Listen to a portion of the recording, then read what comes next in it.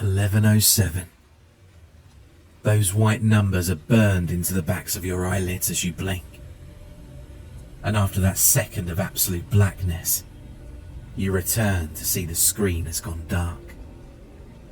You sigh and shove the phone into your coat pocket, the wet fabric cold against your already moist hands. Bending over slowly, you grip the handle of your grocery bag and lift it off the ground, the bottom now soaked through. A slight wave of concern runs throughout your body. You still have a 10-minute walk back to your dorm, and if that bag breaks, well, you curse yourself for not having gone out earlier. But then again, you'd only realised that you were pretty well out of food when you'd reached into the closet for a snack and found only a jar of peanut butter and some dirty dishes. You'd been putting it off all week, either too busy with classes, cramming for the upcoming midterms, or just said, "I'll do it later." You realised that you'd need food to function, due to not having purchased a meal plan for this year. Though to be fair, last year's dining hall options were comparable to prison slop. Wondering if there were even any places open at this hour, you turned to your clock and saw it had been 10:27. If you hurried, you could make it to the grocery store before they closed at 11. Looking out the window with a groan, seeing those snaking lines of water, you quickly readied yourself, then dashed out of your room and onto the street. It had been pouring all afternoon, and now into the eerie night, a light drizzle continued on. Oh, how you ran, working your smooth legs until they burned, your lungs pumping oxygen until they felt ready to explode, your throat growing tight and constricted. It hurt to suck air through your nose. And then you ran some more. The falling water pricked your cheeks, like icicles falling from a starless sky. Your thin spring jacket didn't do much in the realm of keeping you dry. The liquid just soaked right through, now clinging to your arms. But you kept running. The grocery store was still within walking distance, but not close either. And there was the time limit on top of that.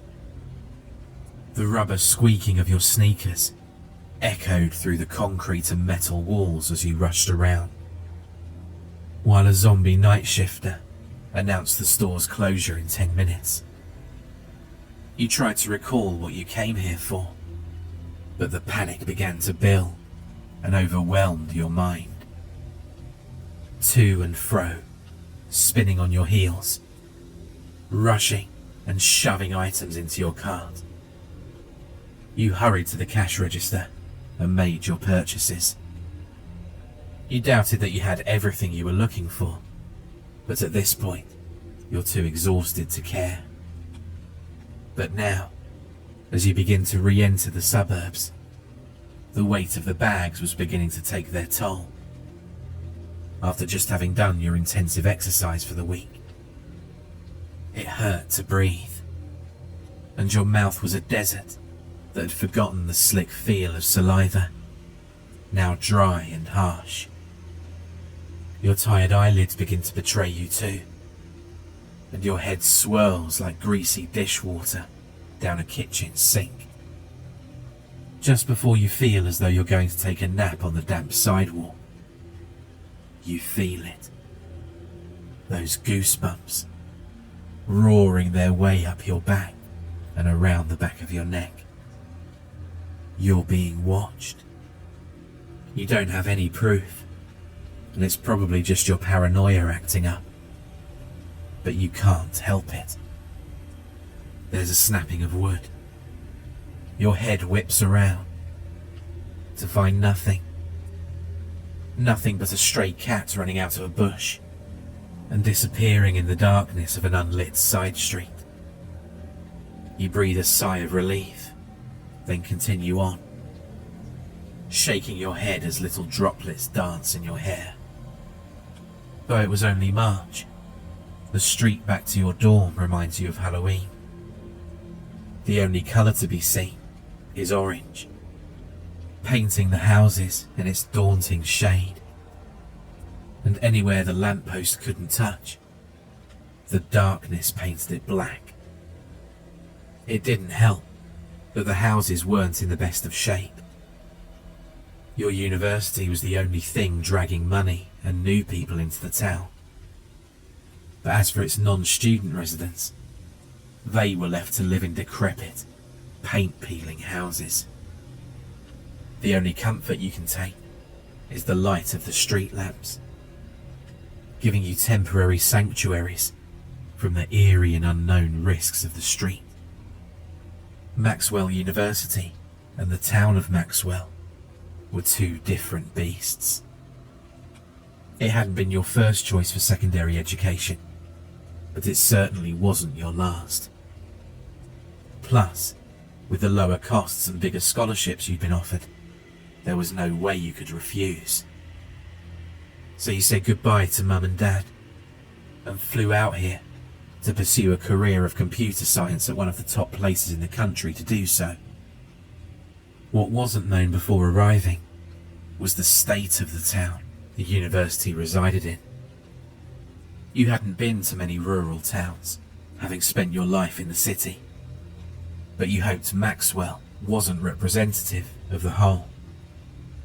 Maxwell wasn't an abandoned, crippled town, with more empty stores than ones bustling with people. But it wasn't quite bustling either. An afternoon walk downtown showed that much. It was a zombie town, filled with zombie workers, and shops with no heart to them. Barely any form of pride about the university. That was kept on campus, in a much more potent, concentrated form. The screaming and daytime drinking had chased you away to go explore, even though the sun wasn't too kind to your fair yet pale, indoorsy skin and poorly adjusted eyes. Eventually, you'd make friends of similar minds in your classes to laugh and bitch about this over. But for now, you were quintessentially alone. The odd looks from the elderly troubled you. They were the only ones around, it seemed, and all of their stares had the same tone. Judgment. They probably imagined you were down here to cause trouble, likely based on past generations of students. But you stayed silent and wandered on. You noticed a tall sign for a coffee place and decided to get a drink, when a strange sensation rattled down your spine. Your shoulder blades press together uncomfortably, and you feel air against the back of your neck. Turning around, you're met with the face of another older fellow, with an unkempt beard and dirty jacket, standing almost on top of your own shoes. You stumbled back and turn away again, trying to get the image of his silent, moving mouth and missing teeth out of your head as you pick up the pace. You don't want to be involved with this strange man, even if he needed something, and you decide not to return downtown for a while. The last thing you want is to become a regular face to him.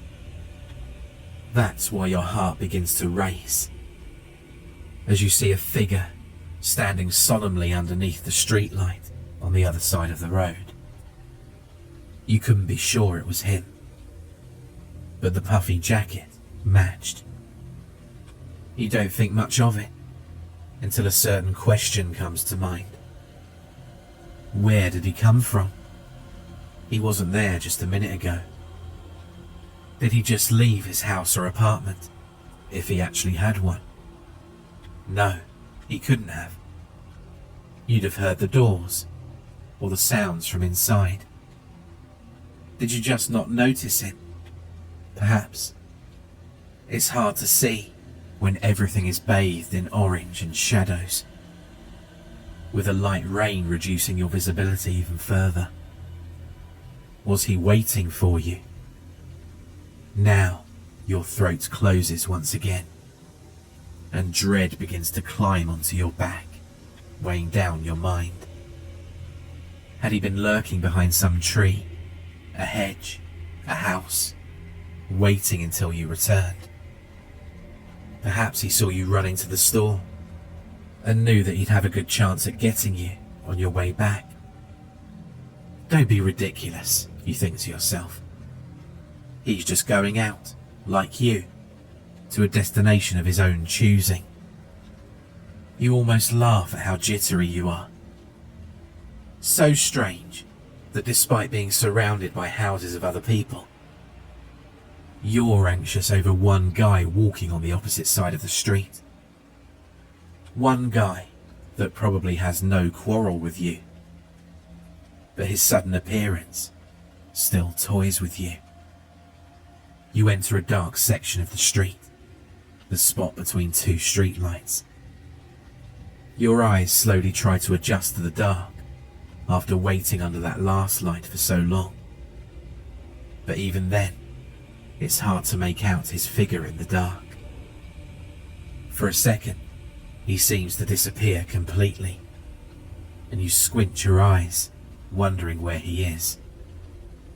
Entering under another light, you can get a better look at him, and now he acknowledges you. You can make out a beard, and you watch as some glinting object is quickly concealed in his pocket. You swallow nervously, then turn away and try to pick up the stride some more, leaving him gawking under that orange glow. That's all you need now. It's time to get home. Your heart continues to do the Indy 500, accelerating harder than any of its winners. You want to look again, to check and see if he's still there, still watching you. But you're scared of what he might do should you do so. The rain begins to fall harder, and you can no longer make out the sounds of his footsteps against the pavement. The pace of your breathing quickens.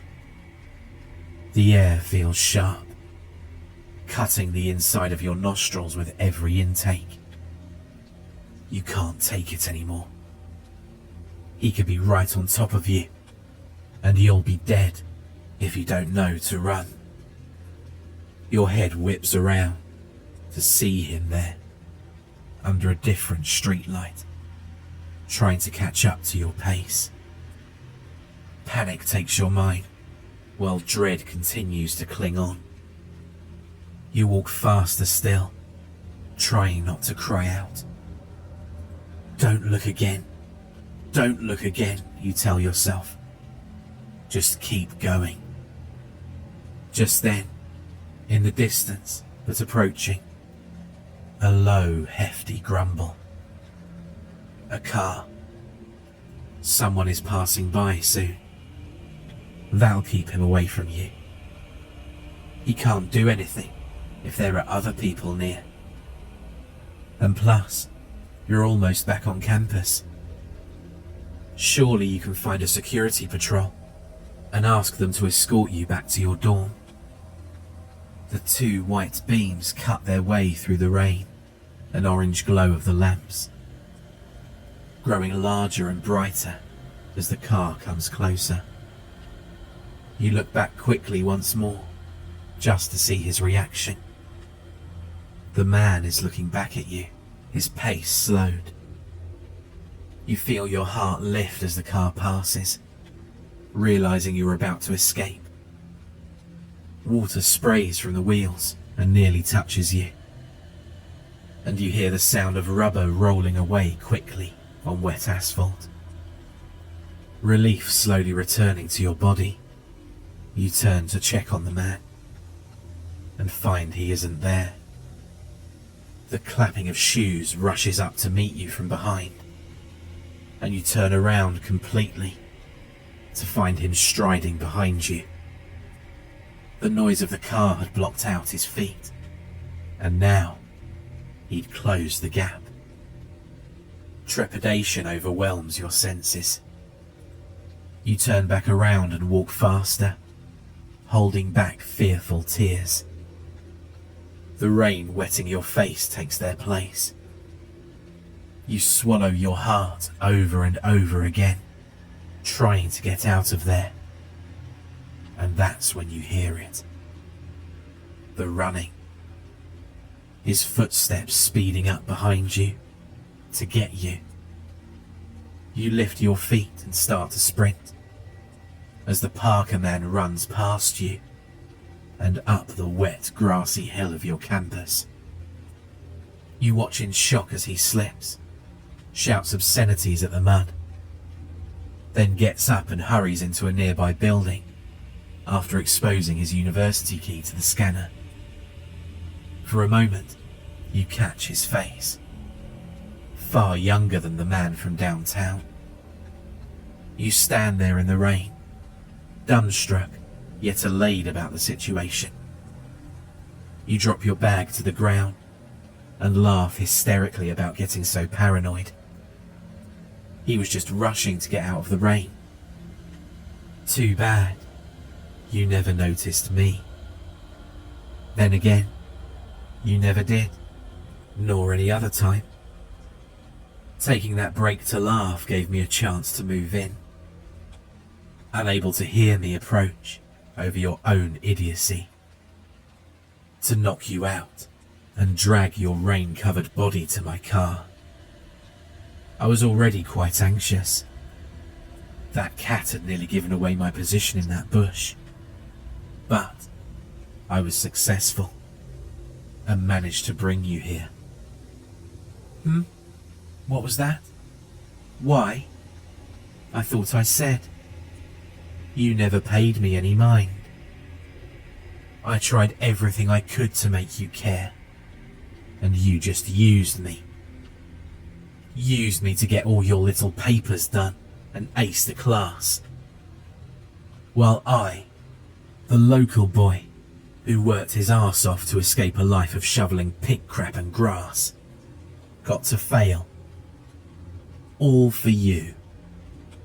And you never even thanked me for it. One night was all I asked. Couldn't you have just given me that chance? Was it so difficult for you to just give me a shot? Maybe so. Maybe I should have known from how you treated me. Maybe I should have just respected my precious angel's request and left you alone. Maybe I should have let you go. Maybe I still should. No. What are you thinking, Hamish? Going through all this only to let your darling go? No. Never mind that.